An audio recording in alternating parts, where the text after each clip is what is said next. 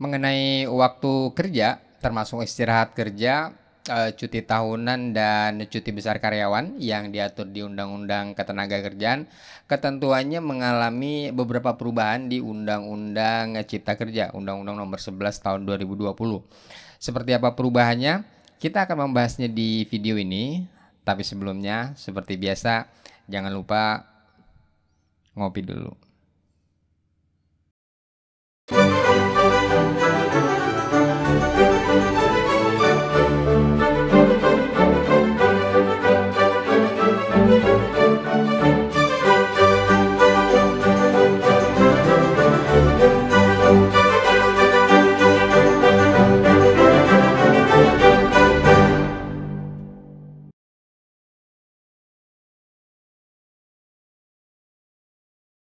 Ketentuan pasal 77 Undang-Undang Ketenagakerjaan mengenai waktu kerja karyawan di dalam Undang-Undang Cipta Kerja relatif tidak mengalami perubahan yang substansial. Masih sama seperti dalam Undang-Undang Ketenagakerjaan sebelumnya. Di Undang-Undang Cipta Kerja pasal 77 ini tetap mewajibkan pengusaha untuk melaksanakan waktu kerja. Yang waktu kerjanya ini adalah maksimal 40 jam dalam seminggu. Jadi perusahaan tidak boleh mempekerjakan karyawannya lebih dari 40 jam dalam seminggu. Ketentuan ini masih sama antara Undang-Undang Ketenagakerjaan dengan Undang-Undang Cipta Kerja. Di Undang-Undang Cipta Kerja, seperti juga di Undang-Undang Ketenagakerjaan sebelumnya, secara umum waktu kerja ini dibagi dalam dua kategori, bisa 5 hari kerja dalam seminggu atau bisa juga 6 hari kerja dalam seminggu. Dari dua pembagian ini perusahaan bebas untuk menentukan waktunya, mau 5 hari kerja atau mau 6 hari kerja di dalam satu minggu itu. Jadi tergantung dari kebijakan perusahaan. Kalau perusahaan menetapkan hari kerjanya itu selama 5 hari dalam seminggu, misalnya dari hari Senin sampai hari Jumat, maka jam kerjanya dalam sehari maksimal 8 jam. Ini tidak termasuk jam istirahat kerja. Jadi kalau dijumlahkan 5 hari kerja dikali 8 jam dalam seminggu, maka totalnya adalah 40 jam. Tidak boleh lebih dari itu. Begitu juga kalau waktu kerjanya adalah 6 hari seminggu, misalnya dari hari Senin sampai hari Sabtu, maka jam kerjanya dalam seminggu tidak boleh lebih dari 40 jam. Dan jam kerjanya dalam sehari dibatasi hanya 7 jam. Yang biasanya di hari ke-6 karyawan bekerja setengah hari atau 5 jam. Nah, ini ketentuan umumnya ya mengenai waktu kerja. Di samping ketentuan umum tadi ada juga ketentuan yang lebih khusus, di mana untuk perusahaan yang bergerak di sektor usaha tertentu atau untuk pekerjaan tertentu, ketentuan mengenai waktu kerja tadi menjadi tidak berlaku. Jadi khusus untuk sektor usaha dan pekerjaan tertentu, ketentuan waktu kerja yang tadi tidak berlaku ya. Apa saja sektor usaha dan pekerjaan tertentu itu? Undang-Undang Ketenagakerjaan sendiri tidak secara spesifik menentukan apa saja sektor usaha dan pekerjaan tertentu ini. Dan ketentuan lengkapnya mengenai sektor usaha atau pekerjaan tertentu ini diatur di dalam peraturan menteri. Berdasarkan peraturan menteri, sektor usaha dan pekerjaan tertentu ini misalnya ada di bidang pertambangan, sumber daya mineral, dan di bidang perikanan. Di dalam Undang-Undang Cipta Kerja, ketentuan mengenai waktu kerja ini tidak mengalami perubahan substansial. Dan secara prinsip aturannya masih sama dengan Undang-Undang Ketenagakerjaan sebelumnya, hanya ada beberapa perubahan saja yang dilakukan. Misalnya seperti tadi mengenai dikecualikannya ketentuan waktu kerja pada sektor usaha atau pekerjaan tertentu. Sebelumnya berdasarkan Undang-Undang Ketenagakerjaan diatur lebih lanjut dengan peraturan menteri. Akan tetapi di Undang-Undang Cipta Kerja ketentuan ini sedikit berubah. Undang-Undang Cipta Kerja menentukan bahwa ketentuan tersebut akan diatur lebih lanjut di dalam peraturan pemerintah. Jadi bukan lagi diatur lebih lanjut di peraturan menteri seperti di Undang-Undang Ketenagakerjaan sebelumnya.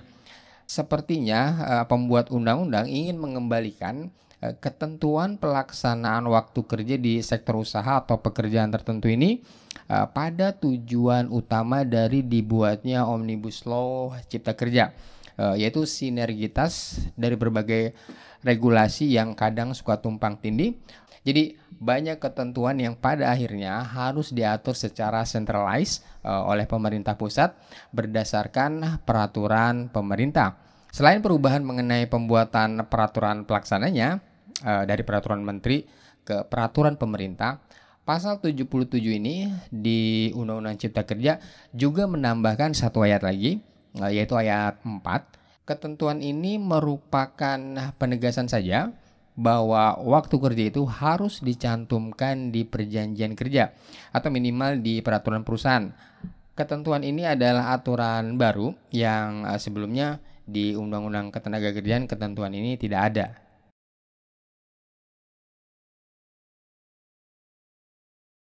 Waktu kerja lembur berarti waktu yang digunakan karyawan untuk melakukan pekerjaan di luar waktu kerja yang seharusnya yang sudah kita bicarakan tadi.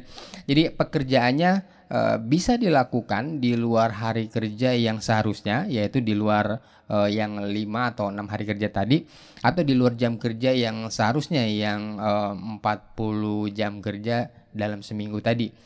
Misalnya seorang karyawan bekerja 5 hari seminggu dari Senin sampai hari Jumat dan setiap harinya bekerja selama 8 jam dari jam 8 pagi sampai jam 5 sore.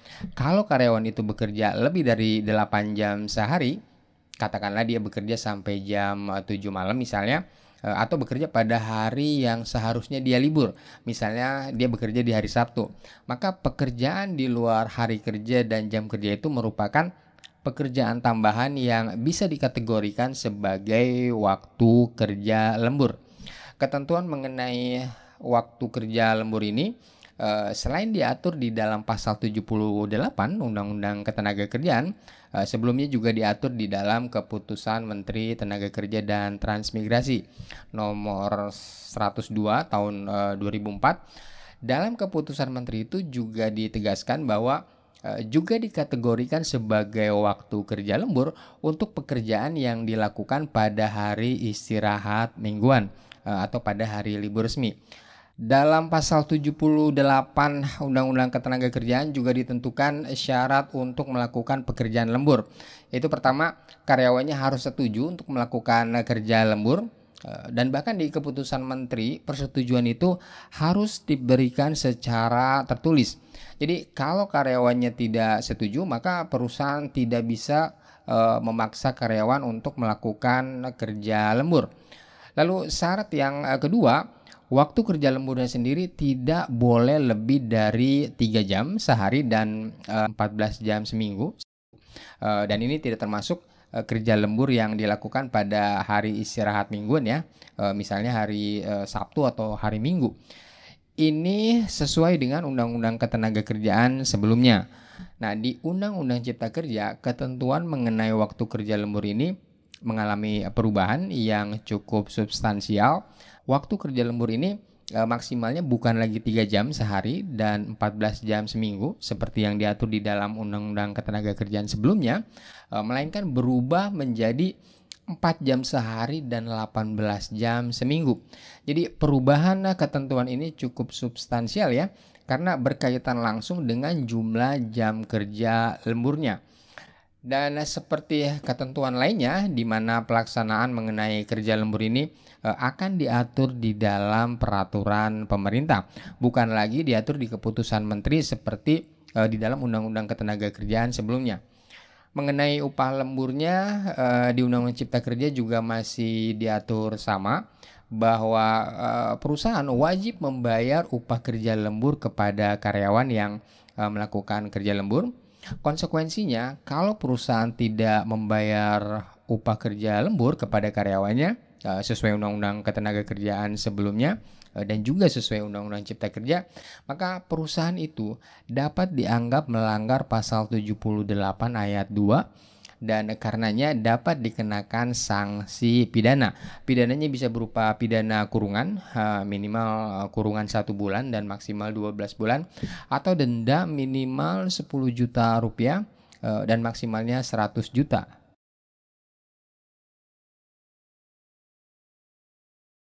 Selain mewajibkan karyawan untuk melakukan pekerjaan sesuai waktu kerja tadi, di sisi lain Undang-Undang Ketenagakerjaan juga memberikan kepada karyawan hak atas waktu istirahat dan cuti. Di samping waktu istirahat dan cuti ada juga istirahat panjang. Secara umum, aturan-aturan itu ketentuannya hampir sama di antara Undang-Undang Ketenagakerjaan sebelumnya maupun di Undang-Undang Cipta Kerja. Meskipun beberapa isu ada yang berubah. Untuk waktu istirahatnya sendiri, Undang-Undang Ketenagakerjaan sebelumnya membagi waktu istirahat ini menjadi istirahat antara jam kerja dan istirahat mingguan. Di dalam Undang-Undang Cipta Kerja, istirahat antar jam kerja ini ketentuannya tidak berubah. Perusahaan tetap wajib memberikan istirahat kepada karyawan di antara waktu kerjanya, yaitu setelah karyawan bekerja selama 4 jam secara terus-menerus. Dan waktu istirahat ini minimal setengah jam, tetapi di dalam praktiknya umumnya waktu istirahat ini 1 jam ya. Biasanya berlangsung dari jam 12 sampai jam 1 siang dan biasanya juga digunakan untuk waktu istirahat, ibadah dan makan siang. Dan waktu istirahat antar jam kerja ini tidak diperhitungkan sebagai jam kerja, jadi tidak masuk ke dalam jam kerjanya. Di dalam Undang-Undang Cipta Kerja, ketentuan waktu istirahat yang berubah adalah waktu istirahat mingguan. Dalam Undang-Undang Ketenagakerjaan sebelumnya, secara tegas ditentukan bahwa perusahaan wajib memberikan istirahat mingguan sebanyak 1 hari kalau waktu kerja karyawannya 6 hari kerja, atau 2 hari istirahat mingguan kalau waktu kerja karyawannya 5 hari dalam seminggu. Di dalam Undang-Undang Cipta Kerja, ketentuan waktu istirahat mingguan ini berubah. Di Undang-Undang Cipta Kerja hanya ditentukan bahwa perusahaan wajib memberi istirahat mingguan minimal 1 hari untuk karyawan yang waktu kerjanya 6 hari dalam seminggu. Sedangkan untuk karyawan yang waktu kerjanya 5 hari dalam seminggu, ini tidak ditentukan istirahat mingguannya. Jadi berbeda dengan Undang-Undang Ketenagakerjaan sebelumnya yang mewajibkan pemberian istirahat mingguan selama 2 hari bagi karyawan yang waktu kerjanya 5 hari dalam seminggu. Ketentuan mengenai cuti, yaitu cuti tahunan di Undang-Undang Cipta Kerja, ini hampir tidak ada perubahan dari Undang-Undang Ketenagakerjaan sebelumnya. Jadi sebelumnya Undang-Undang Ketenagakerjaan menentukan bahwa perusahaan wajib memberikan cuti tahunan kepada karyawannya selama 12 hari kerja setelah karyawan yang bersangkutan bekerja selama 12 bulan secara terus-menerus. Dan pelaksanaan cuti tahunan itu diatur di dalam perjanjian kerja, peraturan perusahaan atau di perjanjian kerja bersamanya. Di dalam Undang-Undang Cipta Kerja, ketentuan ini pada prinsipnya tetap sama, tidak berubah. Hanya penempatan ayat dalam pasalnya saja yang sedikit berubah. Tapi secara konseptual, secara keseluruhan, ketentuan mengenai cuti tahunan 12 hari ini tidak berubah.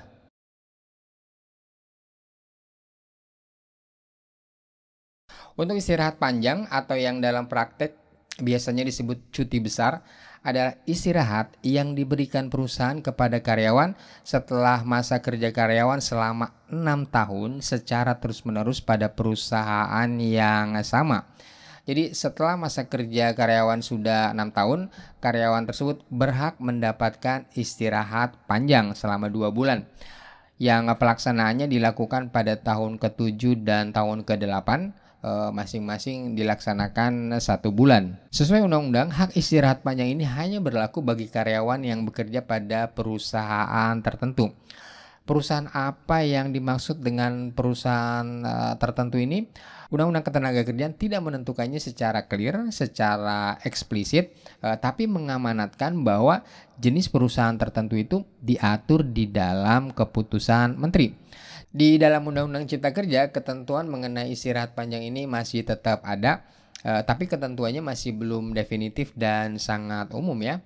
Bahkan lebih umum dari Undang-Undang Ketenagakerjaan sebelumnya. Undang-Undang Ketenagakerjaan sebelumnya sudah membatasi jangka waktunya, kapan istirahat panjang itu diberikan dan untuk berapa lama.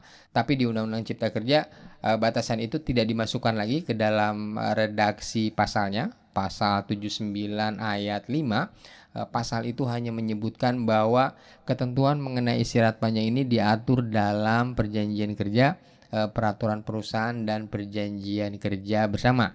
Perubahan lainnya mengenai istirahat panjang ini adalah ketentuan pelaksanaannya yang lebih lanjut akan diatur dalam peraturan pemerintah, bukan lagi diatur oleh Menteri Ketenagakerjaan seperti sebelumnya. Jadi penentuannya sudah tidak lagi sektoral di kementerian, melainkan diambil alih oleh pemerintah secara umum. Demikian Sobat Legal Access, beberapa perubahan ketentuan Undang-Undang Ketenagakerjaan di dalam Undang-Undang Cipta Kerja, khususnya mengenai waktu kerja, istirahat kerja, dan cuti. Beberapa ketentuannya masih bersifat sangat umum, sehingga untuk supaya bisa implementatif masih perlu diatur lagi dengan peraturan pelaksananya. Kalau sebelumnya di Undang-Undang Ketenagakerjaan peraturan-peraturan pelaksana itu kebanyakan bersifat sektoral, artinya peraturan pelaksananya dibuat oleh Menteri Ketenagakerjaan berdasarkan keputusan menteri atau berdasarkan peraturan menteri, maka berdasarkan Undang-Undang Cipta Kerja ini peraturan pelaksana tersebut kebanyakan tidak lagi sektoral di kementerian, tapi diambil alih langsung oleh pemerintah secara umum berdasarkan peraturan pemerintah. Jadi untuk supaya ketentuan-ketentuan mengenai waktu kerja, istirahat kerja, dan cuti ini implementatif di dunia ketenagakerjaan, maka nampaknya masih perlu menunggu lahirnya beberapa peraturan pemerintah terlebih dahulu sebagai peraturan pelaksananya. Demikian informasi ini kami sampaikan, semoga bermanfaat dan berguna ya bagi Anda dalam menjalankan atau dalam mengelola hubungan ketenagakerjaan di perusahaan Anda. Salam.